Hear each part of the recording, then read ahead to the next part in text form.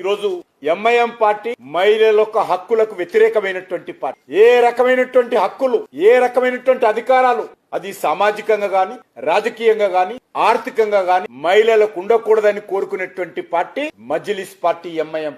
అలాంటి పార్టీతో కాంగ్రెస్ పార్టీ, అలాంటి పార్టీతో బీఆర్ఎస్ పార్టీ అంటకాగి ఈరోజు ఈ యొక్క రిజర్వేషన్స్ యొక్క చట్టాన్ని, నియోజకవర్గాల పునర్విభజన చట్టాన్ని ఈరోజు అడ్డుకుంటున్న విషయాన్ని సందర్భంగా మనం. అంతేకాదు మహిళల రిజర్వేషన్ జరిగితే ఓల్డ్ సిటీలో మహిళా పాపులేషన్ ఎక్కువ, మజ్లిస్ డామినేటెడ్ ఉన్నటువంటి ఏరియాలో మహిళల పాపులేషన్ ఎక్కువ. ఎక్కడ మహిళలకు మజ్లిస్ పార్టీ ఎమ్మెల్యేలు ఉన్నటువంటి ప్రాంతంలో, మహిళల ఎంపీ ఉన్నటువంటి ప్రాంతంలో ఎక్కడ మహిళలకు రిజర్వేషన్ జరుగుతుందనేటువంటి కుట్రతో, మహిళల మీద వివక్షతతో, మహిళల మీద అక్కస్తో, మహిళల మీద కక్షతో ఈరోజు ఎంఐఎం పార్టీ ఈ యొక్క రిజర్వేషన్స్ వ్యతిరేకిస్తుంటే దానికి రేవంత్ రెడ్డి వంత పాడతాడు, దానికి ఈ రోజు కేటీఆర్ వంత పాడతాడు. నేను ఒకటే అడుగుతా ఉన్నా, మత ఛాదసవాదంతో ఎంఐఎం పార్టీ తన ఇన్ఫ్లుయెన్స్ ను ఈ రెండు పార్టీల మీద మరి ప్రయోగిస్తున్నది. నేను ఒకటే అడుగుతా ఉన్నాను, అనేక సంవత్సరాలుగా జిహెచ్ఎంసీలో కార్పొరేషన్ లో మహిళలకు ఎంఐఎం పార్టీ నుంచి తప్పని పరిస్థితుల్లో పెట్టారు.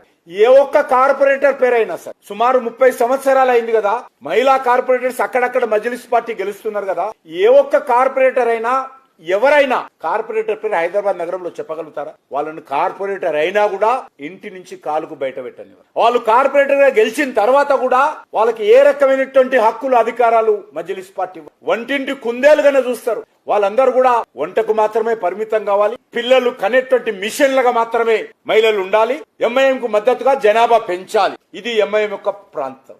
అంతే తప్ప మహిళల హక్కుల గురించి ఏ రోజు కూడా ప్రయత్నించే